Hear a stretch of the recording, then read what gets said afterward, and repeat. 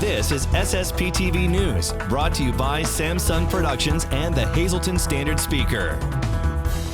Luzerne County is gearing up for the primary election. We have important information next. It's another day of local information. Friends, thank you so much for being with us. I'm Ken Kara, and let's get started. The Standard Speaker is reporting that teachers in Pennsylvania will be able to get the new Johnson & Johnson COVID-19 vaccine. The effort will help bring students back to the classroom, as the vaccine will be offered to other school employees as well, like cafeteria workers and support staff. The Pfizer and Moderna vaccines will continue to be used for those eligible in the 1A vaccination group. Once the teachers get their vaccine, the Johnson & Johnson vaccine will be made available to others who are eligible. Before you know it, it will be time to cast your vote in the primary election. Our Janine Lassant gets up-to-date election information for those in Luzerne County in today's news feature.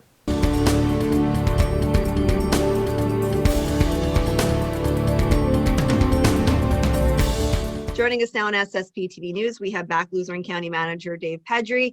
Dave, I can't believe it, but the election is right around the corner. They are all important, but this one more than ever with all of these county and local races. It's really, these municipal elections, these are the races that really affect people on a day-to-day basis. This affects their school board. This affects their, who's sitting on city council, how's the garbage picked up, who's handling the roads. All of these are the decisions that really matter for every single person. I know the election's May 18th. You definitely have a huge responsibility, not only with the election, but with your other roles. How are we going to handle all of these things that come into play with us teetering on, hopefully, the pandemic that is dwindling down? Yeah, so listen, we're still moving forward with all of our pandemic protocols in place. That means that when you come out to the polls on May 18th, we're asking you to wear a mask. You're not required to wear a mask. If you don't want to wear a mask, you don't have to wear a mask, but we'll have them there to make sure that if people want to wear a mask, they'll be there to protect themselves, as well as the poll workers who are also there to make sure that they're safe as well. There'll be hand sanitizer as well. Elections have to occur, and pandemic or not, we need to be part of them. So we do have an option as well to do the vote by mail. 55,000 people took that option in the November election. We're probably going to see some around similar numbers, we're assuming, in May.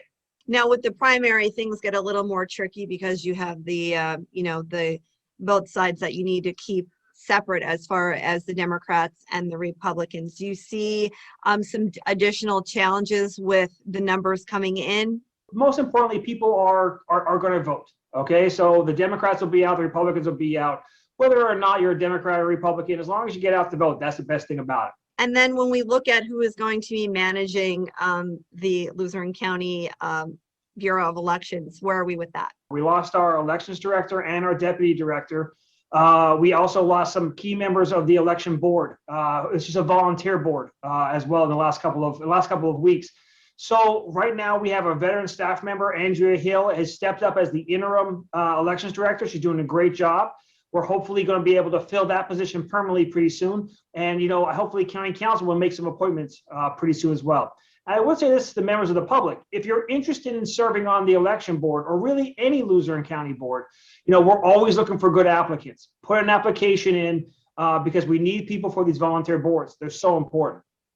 Talk a little bit about the responsibility of the Luzerne County Council. If you want to take a broad overview of the way our government's set up, is that it's supposed to be a board of directors and a CEO type of relationship. They set the policies, they set the budgets, they approve some contracts, and then the day-to-day operations are run through myself as the county manager and then all the over 1,400 employees that we have here in Luzerne County. But they are a key member of this government. It doesn't run without the Luzerne County Council. Again, this is, like we said, an election that is very important. You're going to be able to vote in person. You're going to be able to vote by mail. Most importantly, to encourage voters to vote, but to also to know the candidates. Take the time to really know your plan. All this information is out there. You can go to LuzerneCounty.org. Take the time to see who you're voting for, especially in all these different primaries, all these different races. Just to have an idea as to where you're going to be working with, because we do have some great opportunities here to these are the, like I said, these are the people who help us on a daily basis, and these are the people we want to help. Also, the website, I know that it will be up to date. All the petitions will be in, and that's where people can go to see who the candidates are. Correct. Yeah, go to LuzerneCounty.org. Once the ballot is approved in a couple of weeks, you'll see the ballot. You'll see the petitions. If you're looking to run for office, all the information will be up there. But all the petitions have to be in with the signatures by March 9th. So if you are looking to run for office, you better get on it really, really quickly. If you are interested in running, the seat for the Luzerne County Elections Director, where do they send that information? Once again, it's all on the Luzerne County website, LuzerneCounty.org. If you want to sit on the board as a volunteer, you're going to go under an application process for authority boards and commissions. If you're looking for a job in Luzerne County, go under the career link. We're always looking for the best and the brightest, not only for the elections job, but really all these different jobs we have here in the county. Thanks always for touching base with here. Keep in touch. It's going to be an interesting election. Thank you as well. I mean, SSPTV has been a key member of getting the information out on election night every year, every election. And so I think that's a big part of it. So thank you for what you guys do every day too, Janine. We appreciate it. Today's news feature is brought to you by Feisner's Ford in Freeland, who is celebrating 75 years in business. Give them a call at 570-636-3920, or you can log on to feisnersford.com. Time now for weather on SSPTV News. Here's our forecast for the National Weather Service. On Thursday, it's partly sunny with a high in the 30s. Thursday night is mostly clear with a low in the teens. Wind chill values as low as 0 degrees.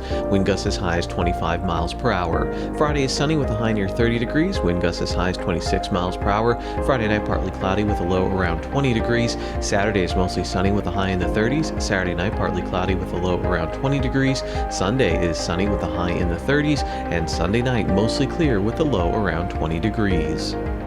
Coming up, an interesting story about snow removal in our area, plus my interview with members of the North Schuylkill girls basketball team who just won their second straight Schuylkill League title. And in the SSPTV Spotlight, we take a trip with a local family who's traveling around the country and allowing us all to join in the fun. Stay tuned for that clip from our show, The Girls.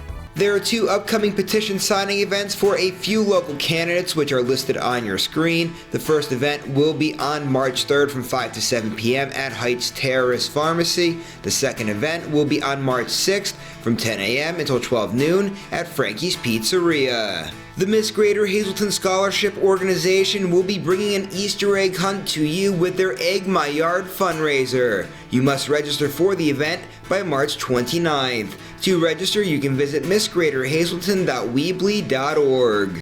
SSPTV News would like to send sincere condolences to the family and friends of these recently departed.